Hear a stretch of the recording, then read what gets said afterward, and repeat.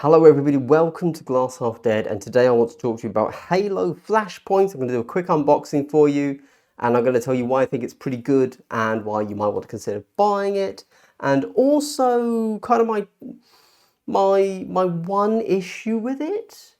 But honestly, it's a really minor issue. So it's from the company Mantic. As you can tell from me having Dead Zone and Armada here, and this looking like an infomercial, I really like Mantic. Honestly, I'm just going to say it. I genuinely prefer almost every game that Mantic does compared to other companies. I think they're really good. They take others kind of, light rule sets and boil them down, distill them, give them a little Mantic flavor, a little spice of Mantic to them, and just match my personal tastes and preferences so much better than what other companies do. But of course, you might be coming here accidentally because you just watch everything I do, or you're coming here for the first time and you just like Halo. What is Halo Flashpoint? Halo Flashpoint is I would call it a hybrid board game war game, where it is trying to take the frenetic pace and energy of the Halo multiplayer mode from the games, the computer games obviously, and bringing them to the tabletop. I struggle to call it a war game, but it's definitely not a board game, hence the hybrid nature of it. It meets both of these worlds halfway. You don't need to paint your models because they're already coloured. So you can treat it as a board game with tokens. Whereas if you are a wargamer and you want to get into the hobby, you can paint up your Spartans as if how you painted them to look cool, to look like they come from skins that you had in the computer game, or like the canonical versions from, I guess, the TV show. With that done, let's unbox. But hey, you might be thinking, this is great, Andy, thanks for the unbox, but I actually want to know how to play it. I'm not reading this. I'm not reading 46 pages. How do I know how to play it? Good news. I've done a how to play over on my other channel, Tactical Skew. Super quick, super easy. Go check it out. Okay, I'm going to keep this relatively short for you. So obviously Mantic sent me Halo Flashpoint. This is only a recon edition. This comes with 4 Spartans that are red, 4 Spartans that are blue, and that's pretty good, I guess. The whole point of this one is to be, you can pull it out, and then you've got your card terrain, which is perfectly fine for gaming. It comes, both sides are printed. You know what, let me push something out for you so you can see what it is. It's nice and thick, right? Like, it is, if you're familiar with Kill Team, as you may be if you watch my channel, it's like thicker than the Kill Team card. It's very thick. You can put, even if you play metal models, you can rest them on this, no problem. It's very nice. It slots together very quickly and easily. I assume I clearly haven't done that yet, but give me a moment and I will. You obviously, this is just a build guide, don't worry. I'll use that in a moment. You get their mat, which I'm going to talk about in a moment because I love their mat. And then you get the models themselves and the accoutrement that you require. You get 2 sets of dice. You get the black and the white so that you can play 2 different teams rolling dice at the same time, and you get some command dice. Command dice kind of just give you extra things every time you roll. You also get these bad boys here. These are your pickups. As you run around the map, you can pick up different weapons because, of course, what Halo Flashpoint is attempting to simulate is not like most games. Most war games are trying to simulate war.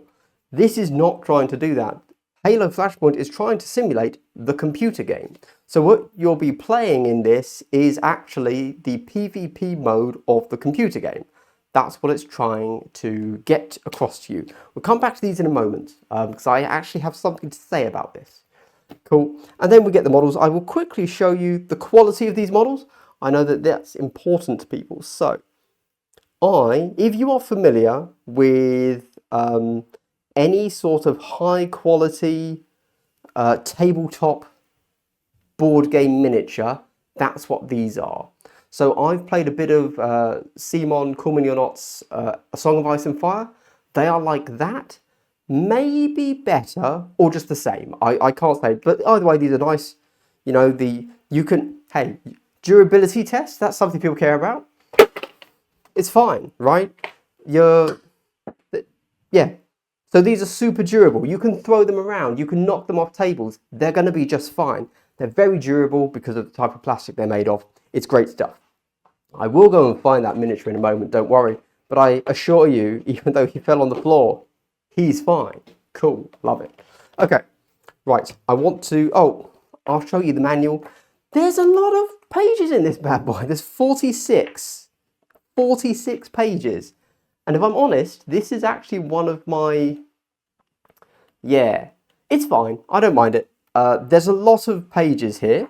However, if I'm honest, that would be a negative for me. Because as I said at the beginning, Halo Flashpoint is a really streamlined rule set running off the Dead Zone engine, if you want to call it that. And so you would think if something's really streamlined, why does it need this many pages? What are they doing with these words? There aren't enough pictures. Like, look at this page. That looks terrifying to read. What are they doing? However, they have a way around that. Because, of course, you know, you have different styles of design and like language and the way you want to put something across. And it is very important, the graphic design of your game. If you have a very simple game, you want your manual, your rulebook to look very simple because you probably want people that want a simple game, right? Well, they probably also want a simple rulebook. Cool. However, this is your map, by the way. It is a nice thick paper, but it is paper, if that annoys you. If we flip it, we have all of the rules for the game right here as well, which is lovely. So I really like how Mantic does this. They do this with Dead Zone as well, and probably some other games too, but I know they do it with Dead Zone. They basically lay out everything you need to know around the sides of the board. So when you play your first game, this here is your playable area. It tells you where to put all of your terrain, or you could just play without the terrain on it because you know where it should be anyway. You get everything you need right there, right there. What's the shoot action? Here. No, that's assault. Here. There you go. What's assault? There you go. Actions. This is everything you can do right there. I really like this. I think it's genuinely great. Cool. Right. With that said, I wanted to talk about the one negative I have, which again is kind of touching upon the rules. So why would you not buy this? So, right, if you are aware of the Dead Zone rule set, and again, go and check out my other video if you want like a breakdown of how things actually work. One of the really cool things they do is the way you move. So it's all based on this grid movement. It's not really a grid, it's cubes, because you also go up and down in the same increment of cube. I think they're 3 inches, 4 inches, something like that. And that's really awesome. It means that you never need to measure anything. It's just, oh, how many cubes is it? Cool, done. However, to explain that, it's like 4 full pages of huge text. I was like, what are you doing? What is this? This is such a scary looking rulebook for what everything is.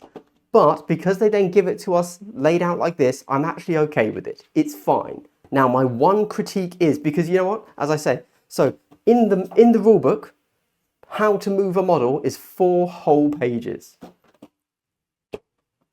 On the rules reference sheet, it's 1 line. Advance, move cubes up to first speed stat. Done, right? Super easy. Barely an inconvenience. However, moving on from that, there's one issue. So, if we look at these data cards here, okay, I think these are nice and simple. If you're familiar with any war game, literally the only thing you will need explained to you is SP, which is speed.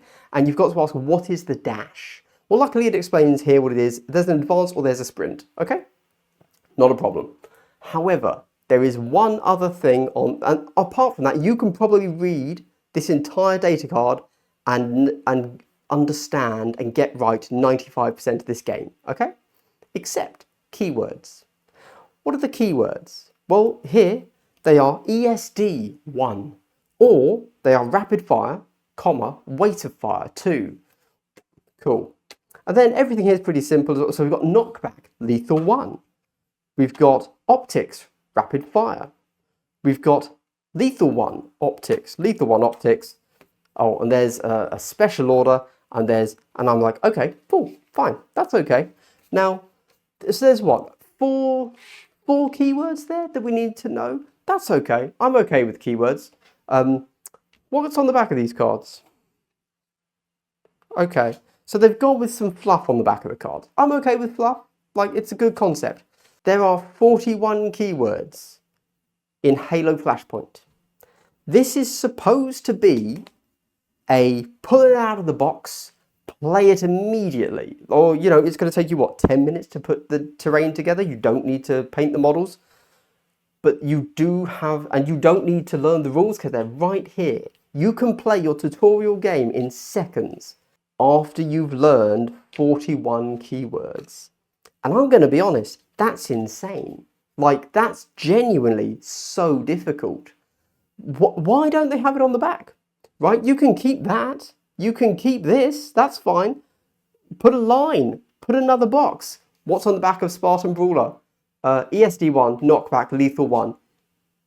You can fit what that is here. What are you doing? As it is, yes, I could play the game, but I could not play with keywords without having this open next to me. It's just a weird miss from them. Fine, I'm moving on because I could rant about that for ages.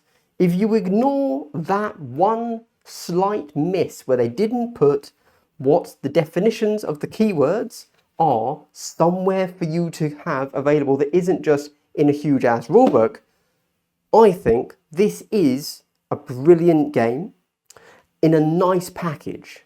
We all like a nice package, obviously. Apart from that, I literally have no notes. The price point is good. This should attract the board game, war game hybrid players that are interested in that, because one of the big things about wargaming is it's a very scary thing to get into. Board gamers, they're thriving in these board game cafes, right? There's more and more of them. How do we get those to come over to wargaming? As soon as you say you have to go to the hardware store and buy a ruler, it's like, I'm out, it's fine, don't worry, I'd rather use Meeple. It's like, okay, cool, fine. I understand it. You like little tokens, cool. Anyway, that's Halo Flashpoint unboxed and a few early thoughts on it. The only thing I can really add to this is I hope that I get to play more of it. I'm excited about what they're going to do going forwards in regards to adding different factions, different list building options, and where that goes with the game. There you go. Cool. I also hope they do more terrain because the terrain's pretty good. Yes, it's very blocky and square, but I'm okay with that. That works for me. Cool. So if you want your Halo Flashpoint, if you want to recreate Halo multiplayer on the tabletop, I think they've made an amazing box set for us. No notes. 10-10, no notes, apart from the notes I gave. Andy out. Finger guns. Bye.